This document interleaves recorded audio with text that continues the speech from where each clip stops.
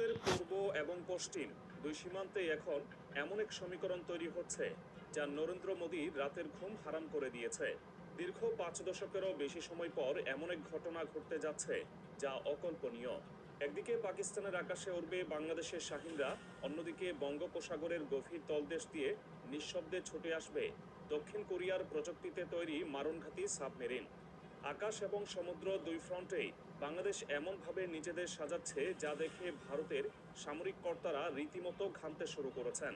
ভারতের দাদাগিরি আর সীমান্তে চোখ রাঙানিকে চিরতরে স্তব্ধ করে দিতে বাংলাদেশ বিমান বাহিনী এবং নৌবাহিনী যে পদক্ষেপ নিয়েছে তা কোনো সাধারণ সামরিক কেনাকাটা বা প্রশিক্ষণ নয়, এটি এক সুগভীর মাস্টার প্ল্যান। দুবাইয়ের মাটিতে সম্প্রতি এমন এক বৈঠক অনুষ্ঠিত হয়েছে যার কম্পন সরাসরি অনুভূত হচ্ছে ভারতের প্রতিরক্ষা মন্ত্রণালয়ে।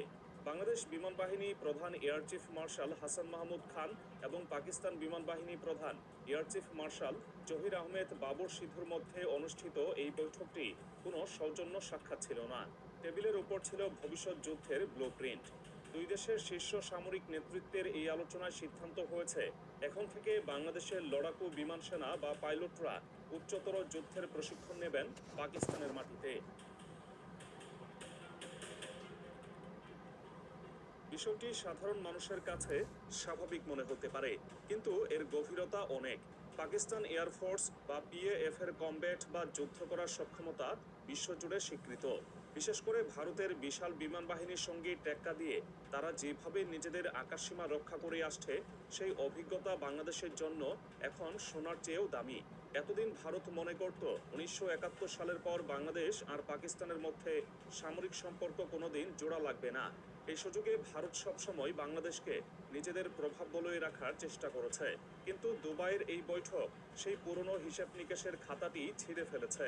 পাকিস্তান বিমান বাহিনীর অত্যাধুনিক ট্রেনিং ফ্যাসিলিটিতে বাংলাদেশের পাইলটরা যখন ডগ ফাইট বা আকাশ যুদ্ধের কসরত শিখবে, তখন তা সরাসরি ভারতের ইস্টার্ন কমান্ডের জন্য বড় ধরনের মাথা ব্যথার কারণ হয়ে দাঁড়াবে।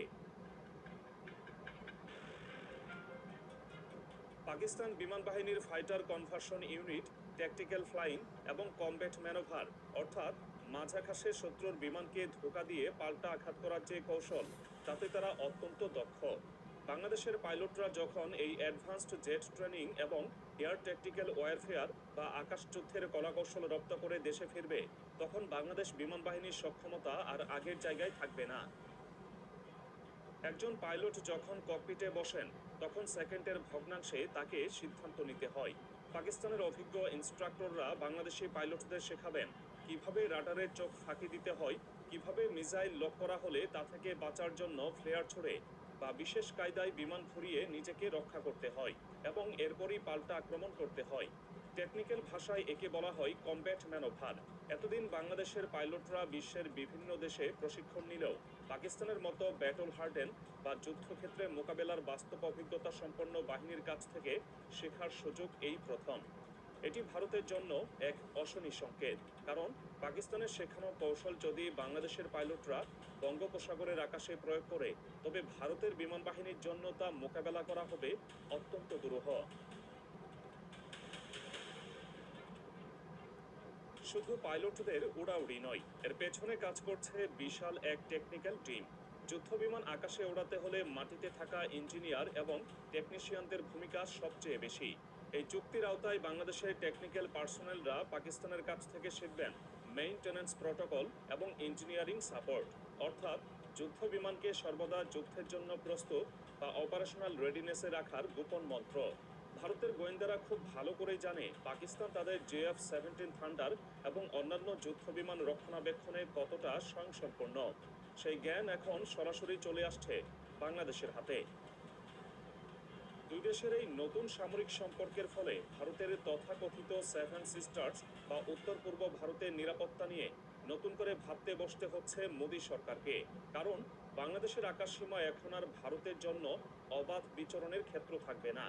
আন্তর্জাতিক সামরিক পর্যবেক্ষকদের মতে এই উদ্যোগ বাংলাদেশ বিমান বাহিনীর জন্য এক গেম চেঞ্জার।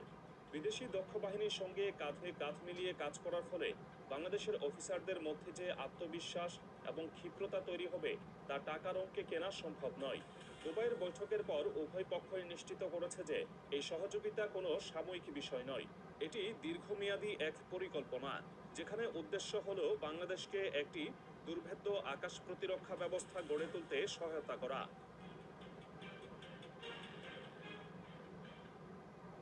أنا عندي كتير كلام أقوله.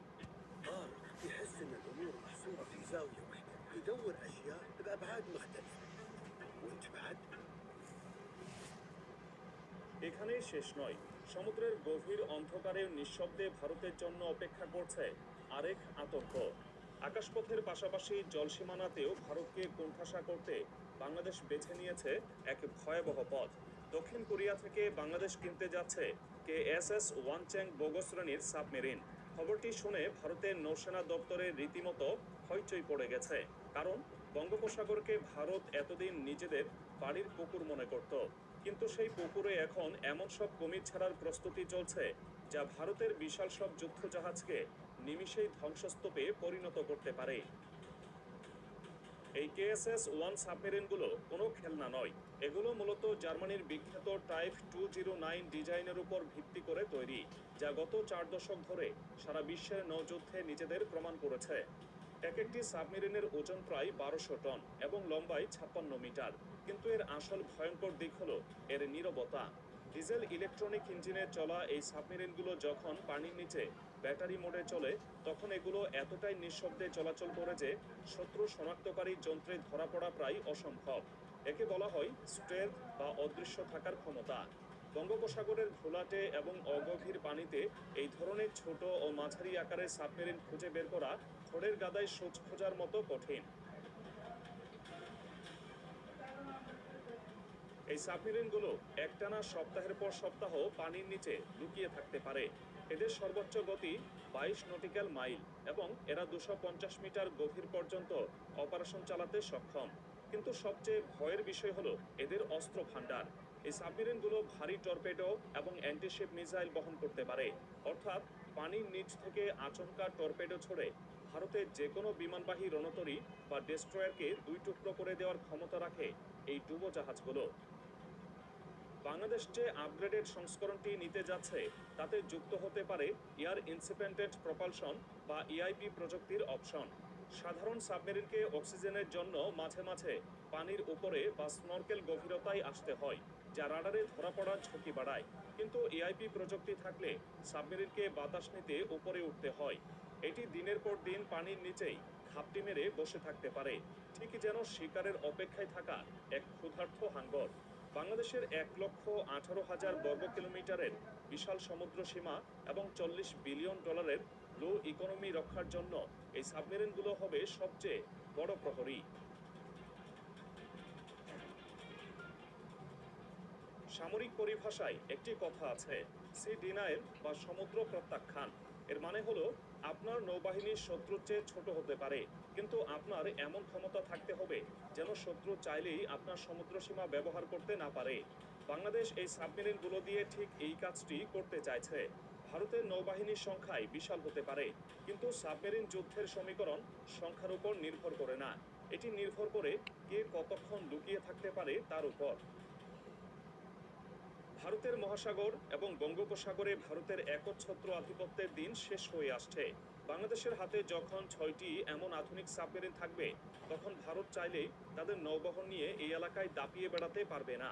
প্রতিটি পদক্ষেপে তাদের ভাবতে হবে কোথায় লুকিয়ে আছে বাংলাদেশের সাইলেন্ট কিলার।